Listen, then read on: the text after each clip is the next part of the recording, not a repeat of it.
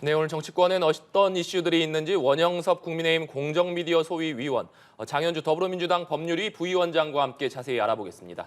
어서 오십시오. 안녕하세요. 네. 예.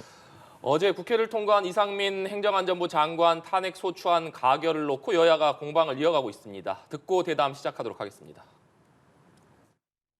어떻게든 새 정부의 흠집을 내고 국정 운영에 부담을 주려는 나쁜 의도가 있다고밖에 볼 수가 없습니다. 민주당의 명분 없는 분에 넘치는 의석의 힘자랑은 결국 내년 총선에서 국민들이 엄중하게 심판할 것입니다. 검찰공화국의 대통령실과 집권여당은 법전 하나만 믿고 마치 현재 재판관이라도 된 것처럼 탄핵 심판 결과에 대해 경솔한 발언들을 미리 쏟아내고 있습니다. 그럴 거면 탄핵 제도와 헌법재판소는 왜 있는 것입니까? 이는 국민을 갈라치기 위한 저열한 정치 행태입니다. 네, 민주당은 탄핵안 가결이 헌법 정신의 실천이다 이렇게 강조를 했고 국민의힘은 내년 총선에서 민주당이 반드시 심판받을 것이다 이렇게 얘기를 하고 있는 상황입니다.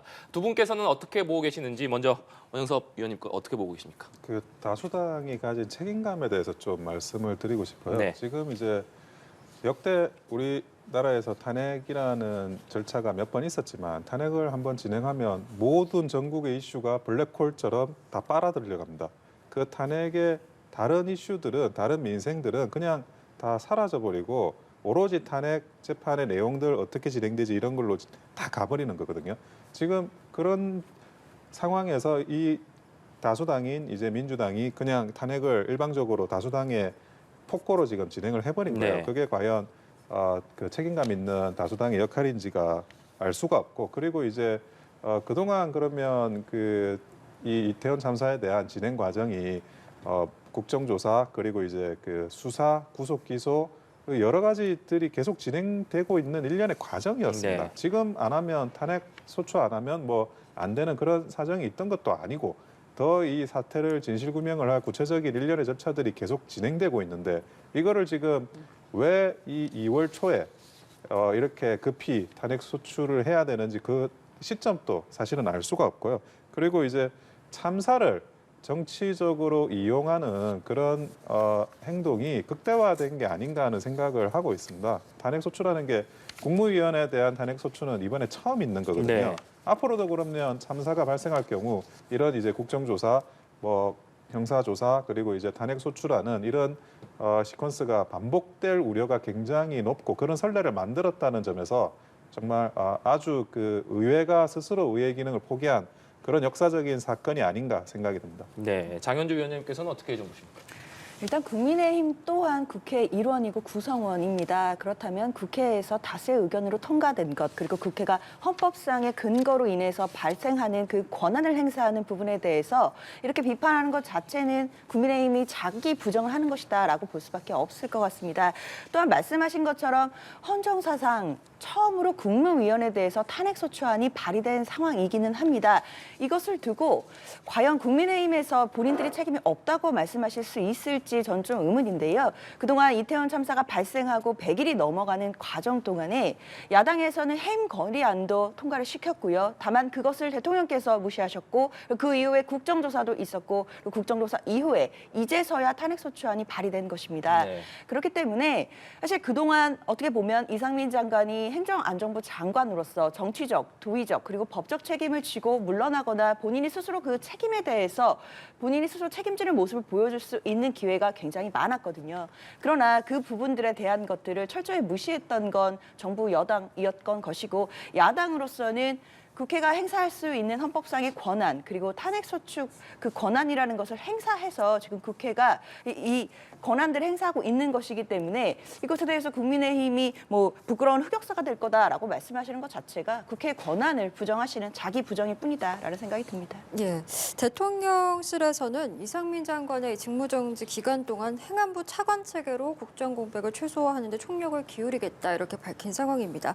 어제는 이 탄핵소추안 가결을 두고 의회주의 포기이자 의정사의 부끄러운 역사로 기록될 것이다 이렇게 한 줄짜리 입장문을 내기도 했고요. 아직 뭐 대통령은 별다른 메시지를 내지 않고 있는 상황인데 대통령실에서의 이런 메시지를 좀 어떻게 보시는지도 궁금합니다. 그 기본적으로는 대통령께서는 절차를 존중하시는 것은 필요하다고 봐요. 대통령께서 이제 헌법의 또 수호자시지 않습니까? 그러니까 물론 이제 그 당에서는 이런저런 이야기할 수 있고 그리고 대통령실에서도 이런저런 이야기를 할 수 있는데 대통령께서는 헌법의 수호자로서 그 절차 자체는 존중하는 자세가 저는 필요하지 않나 생각이 들어요. 과거에 이제 박근혜 대통령 탄핵 그 당시도 돌이켜 보면 사실은 그 당시에 새누리당 쪽 사람들이 헌재를 공격하는 경우가 많았어요. 근데 그때 헌재를 공격하는 경우가 굉장히 그 탄핵 이후에도 굉장히 큰 후유증이 남았습니다. 그 결정 이후에도. 그러면 이 절차 문제를 어떻게 풀어나가느냐, 거기에 대한 각각의 정당성 문제가 새로운 논점을 만들어내면서 이게 그 뭐 가결이냐 부결이냐 이런 걸 넘어서 가지고 네. 내부 분열로 다시 한번 진행된 적이 있거든요. 그래서 그게 정무적으로도 마치 어떤 의견을 내실 때 존중하는 의견을 내시는 게 앞으로도 정무적인 포지셔닝으로 봤을 때도 가장 바람직하다. 저는 그렇게 생각하고 있습니다. 사실 대통령실에서 의회주의의 포기다 이제 이런 대변인실의 이야기가 나왔는데요.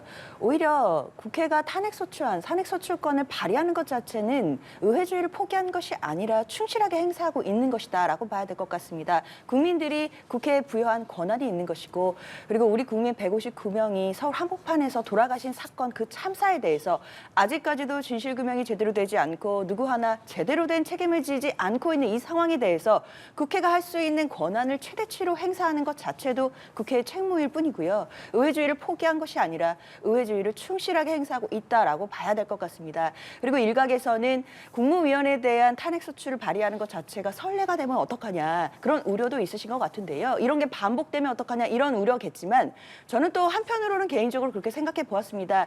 이상민 장관이 이태원 참사라는 엄중한 참사 앞에서 해임 거리안이나 또는 국조 과정 속에서도 본인이 책임지는 자세를 보이거나 또는 정치적 도의적 책임을 지고 사퇴하지 않음으로 인해서 이 탄핵소추까지 오게 된 것이고요. 국회로서는 여러 번 기회를 줬다고 생각을 합니다. 앞으로도 이런 참사가 절대 발생하지 않아야 되지만 이런 참사가 있다라고 하면 그 행위에 대해서 주무장관이 정치적인 도의적 책임을 지지 않고 그 자리를 버티고 있는 현상 자체가 전 앞으로 반복될 가능성이 높지 않다는 생각이 듭니다. 네, 국회는 하루 만인 오늘 오전에 이 장관에 대한 탄핵소추 의결서를 헌법재판소에 제출을 했습니다.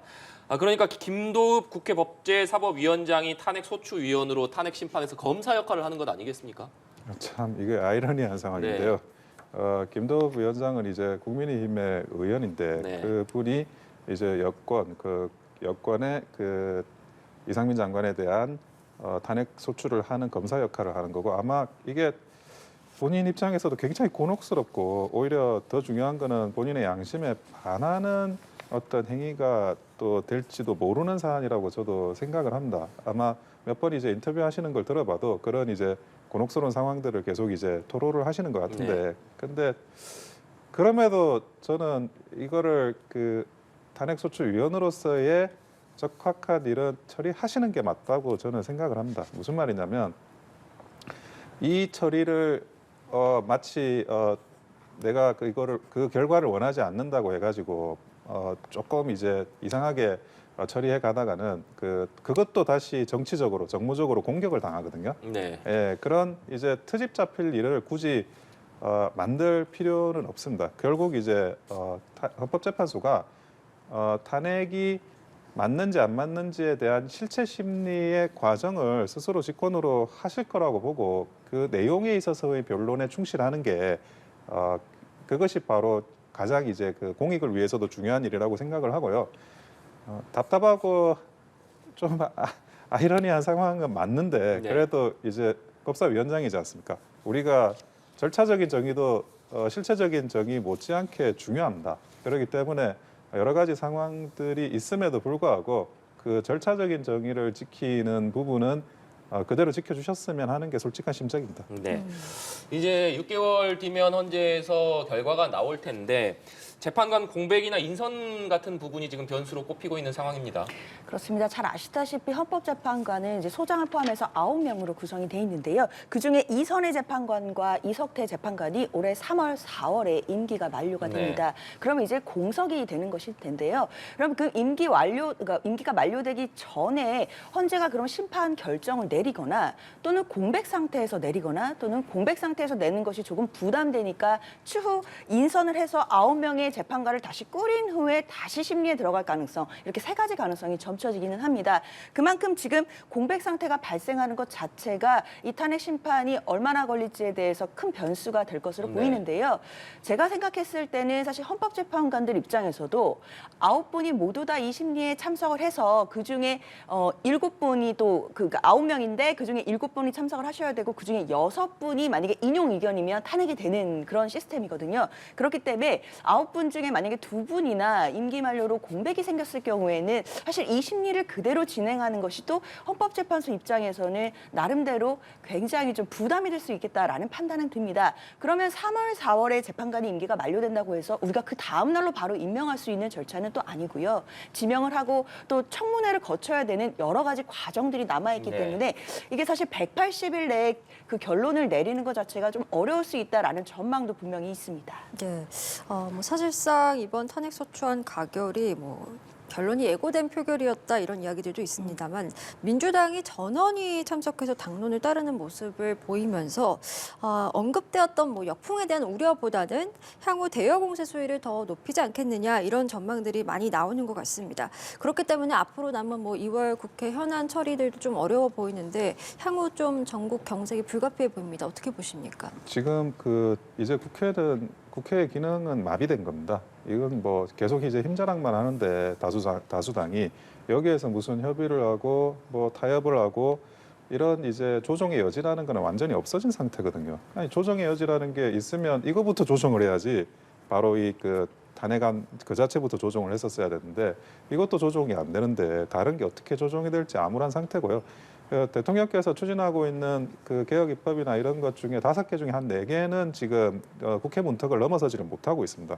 이거는 아마 의도적인 대통령에 대한 발목 잡기가 아닌가 야당이 그런 상황으로 지금 흘러가고 있고 이 탄핵 소추안 가결 역시 그런 이제 발목 잡기에 야당의 발목 잡기에 그런 일환으로서 진행되고 있다라고 의심을 할 수밖에 없어요. 아마 이런 국회의 기능 정지 그로 인해서는 이제 민생 바탄 이런 부분에 대해서 대통령실도 그 전개를 굉장히 유심하게 지켜보면서 거기에 대한 정무적인 대응을 강화해 나가야 된다. 아마 국회의 기능이 마비됐다는 거는 틀림없는 사실일 것 같습니다.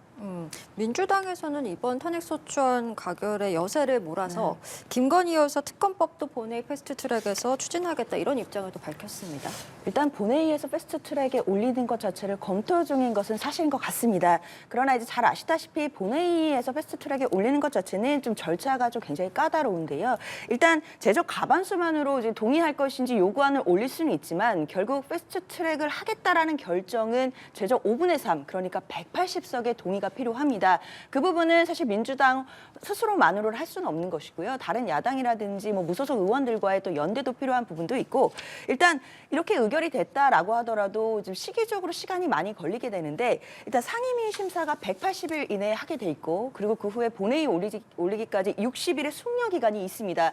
그러면 그것만 숫자로 더해보더라도 240일, 거의 8개월 가까이를 뭔가 국회에서 패스트트랙을 하더라도 시간이 걸리게 된다라는 것밖에 안 되거든요. 그렇기 때문에 사실 본회의 패스트트랙 절차도 고려는 하고 있지만 이게 실효적인 방법이다라고까지 생각하지 않을 것 같습니다. 다만 중요한 것은 이제 내일로 예정되어 있는 도이치모터스 주가 조작에 대한 공범들의 1심 재판 선고가 나옵니다. 그 판결이라든지 이런 것들을 보고 그 판결에서 혹시 김건희 여사에 대한 언급들이 있는지 이런 부분들을 아마 분석한 다음에 제가 생각할 때는 민주당으로서는 본회의 패스트트랙이라든지 이런 부분 가능성도 열려 있지만 그것보다는 국민 여론을 향해서 대국민을 국민을 향해 보고를 드리고 여론전을 해서 결국에 민심을 이기는 정치는 없기 때문에 국민 민심으로 김건희 여사에 대한 특검을 끌어간다. 이런 전략이 있다라고 봐야겠습니다. 네, 알겠습니다. 국민의힘 전당대회 얘기로 주제를 좀 넘겨보도록 하겠습니다. 국민의힘이 오늘까지 책임당원 여론조사를 통해서 예비 경선을 실시합니다.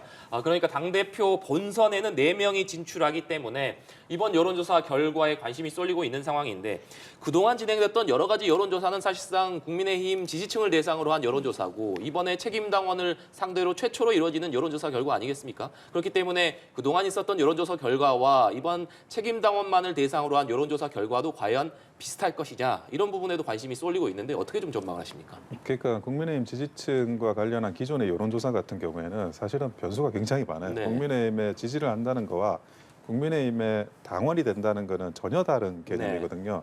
그래서 그동안에 이제 그 지지층에 대한 변수 이런 여론조사가 과연 당원에 대한 여론조사도 그대로 반영할 수 네. 있느냐. 그거는 사실은 이제 정통 보수 핵심 당원들을 지지세를 받는 그런 후보가 조금 더 가점을 받게 되는 경우라고 저는 예측을 하고 있습니다. 지금 이제 이번에 당원들 사이에 여론조사가 나오면 이게 아무리 보안을 지킨다고 하더라도 네.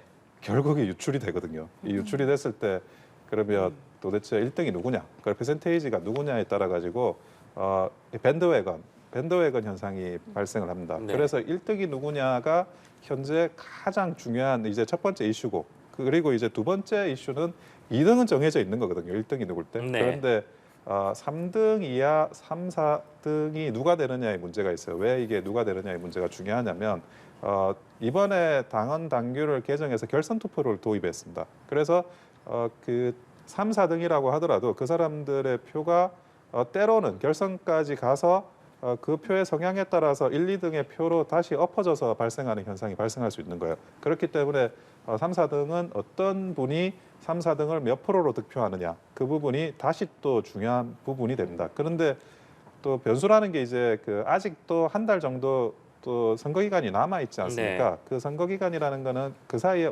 많은 변수들이 있거든요. 특히나 이제 뭐 잘하는 건 표가 안 나는데 잘 못하는 건 표가 잘 납니다. 이 선거 캠페인에서. 그래서 각 후보들이 일단은 이 캠페인 결과 그러니까 중간 당원 투표 결과를 들고 그리고 이제 한 달 동안 실수하지 않고 실책 없는 플레이를 하기 위한 그런 이제 선거 캠페인에 집중을 해야 될 겁니다. 네. 그런데 국민의힘이 이 선거인단 84만 명을 확정을 했는데 세부적으로 출신을 봤더니 수도권 비율이 37.79%인 것으로 나타났습니다.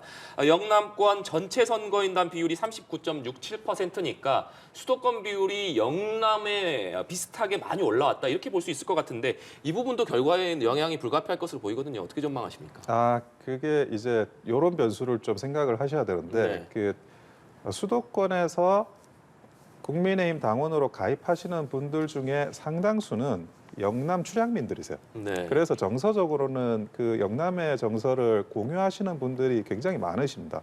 그렇기 때문에 그 영남과 그 수도권이 이게 당원이라고 하면 그거는 좀 다르지 않는 경우가 많습니다. 네. 예, 그래서 물론 이제 그 영남에 투표를 하시는 분들은 투표율이 또 꽤 높고 그래서 이제 영남 지역적으로 영남의 그런 투표 성향이 약간 가중치가 있기도 있지만 그 수도권이라고 해서 그러면 영남하고는 완전히 그 반대되고 대치되는 방식으로 민심이 형성되느냐 그렇지 않다는 거죠. 수도권이라는 데가 중도 표심이 많잖아요. 네. 중도 표심이 많은 그런 지역에서 본인이 굳이 1,000원, 2,000원을 내고 당원이 된다라고 한다는 거는 어느 정도 이제 그 영남 출향민이시거나 그런 이제 영남적인 사고, 보수적인 사고가 좀 강하게 있으신 분들이 많으세요. 네. 그래가지고 대치적인 관점, 그러니까 당원으로서 영남 당원은 다르고 수도권 당원 다르다라는 식의 대치적인 관점으로 보기보다는 아마 전체적으로 비슷하게 좀 갈 가능성이 꽤 있습니다. 네, 그리고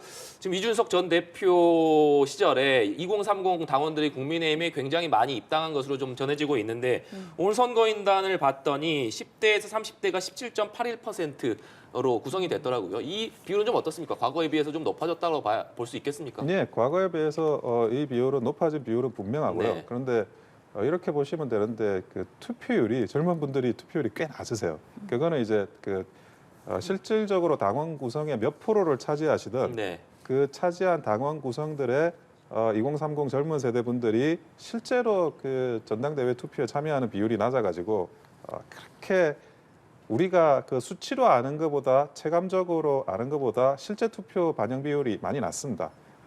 저번에 이제 이준석 대표가 대표되는 그 당원 선거에서도 당원들 중에 5, 60대 당원들도 상당 부분 이준석 대표를 지지를 해서 네. 이준석 대표가 당선이 된 거거든요. 그때도 젊은 분들의 투표의 어떤 기여도나 이준석 대표의 당선에 대해서 그게 크지는 않았어요, 사실은.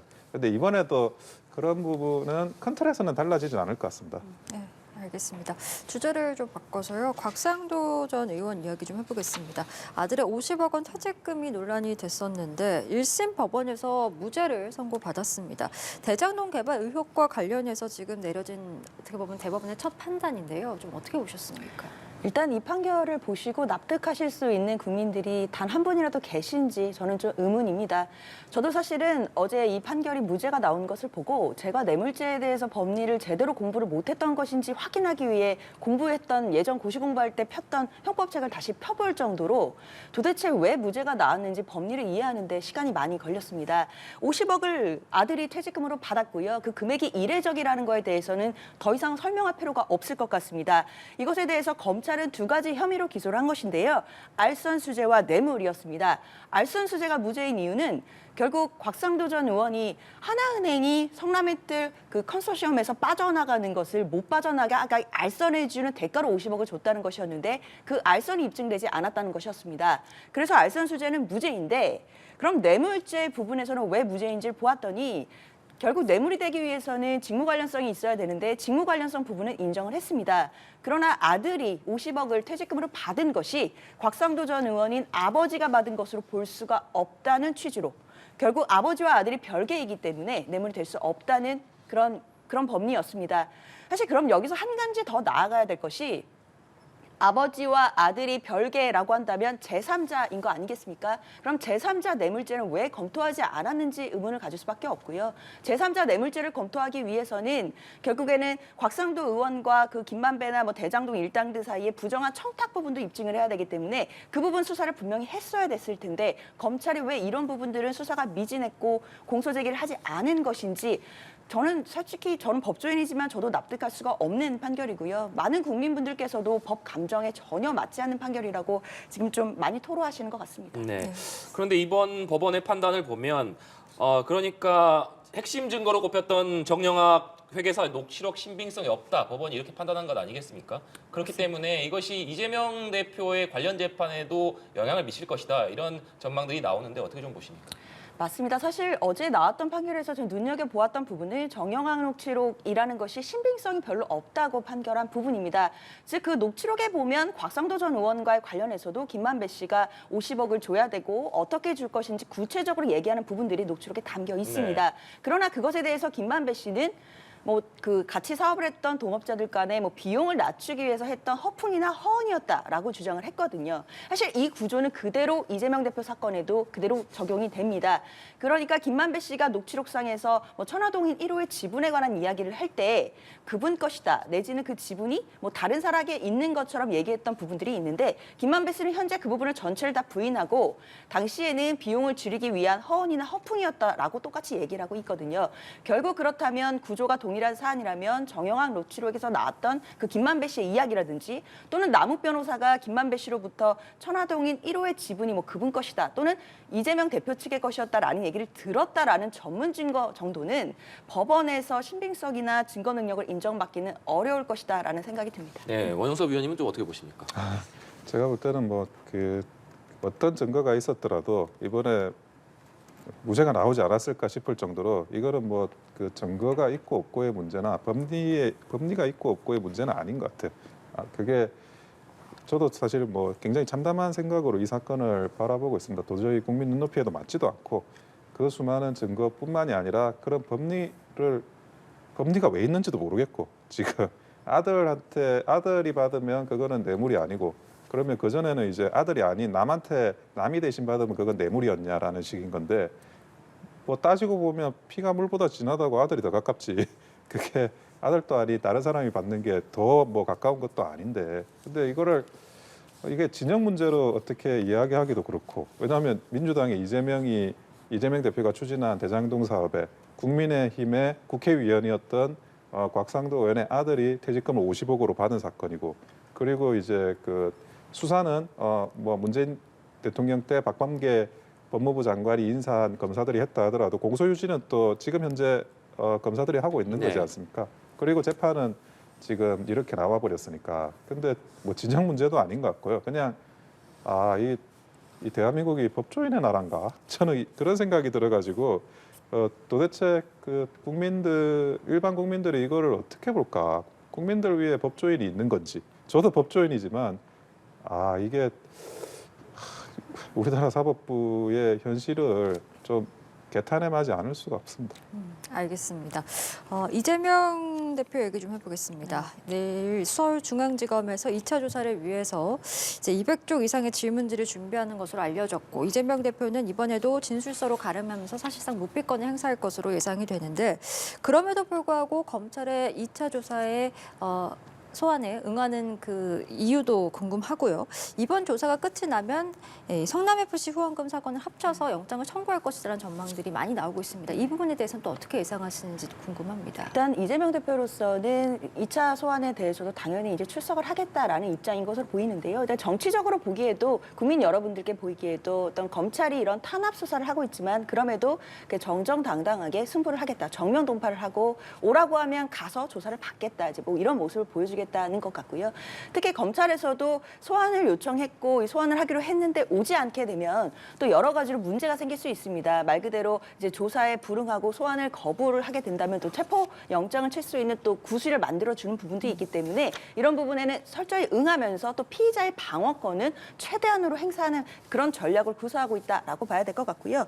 그리고 검찰 그리고 이제 뭐 합쳐서 영장을 청구할 수도 있다 이런 예측들도 나오고 있는데 그 예측들은 사실 어제 오늘 나온 얘기는 아닌 것 같고요. 계속해서 나오고 있는 얘기인데 문제는 곽상도 전 의원에 대한 지금 판결 여부가 검찰 입장에선 좀 난감한 상황이 됐을 것 같습니다. 정영학 녹취록을 기반으로 그동안 많은 수사가 이루어져 왔고 이재명 대표에 대한 수사도 정영학 녹취록 나아가서는 대장동 일당들의 어떤 진술들에 의존해서 많은 수사가 이루어져 왔었는데 과연 그 수사가 나중에 유죄를 받을 수 있고 또는 공소 자체가 유지될 수 있는지 대해서 근본적인 고민을 할 지점이 되었기 때문에요. 지금 제가 생각할 때는 영장을 바로 청구하기는 어렵지 않나라는 생각이 듭니다. 알겠습니다. 지금까지 원영섭 위원 그리고 장현주 부위원장과 함께 정치권 이슈들 이야기 나눠봤습니다. 오늘 말씀 고맙습니다. 감사합니다.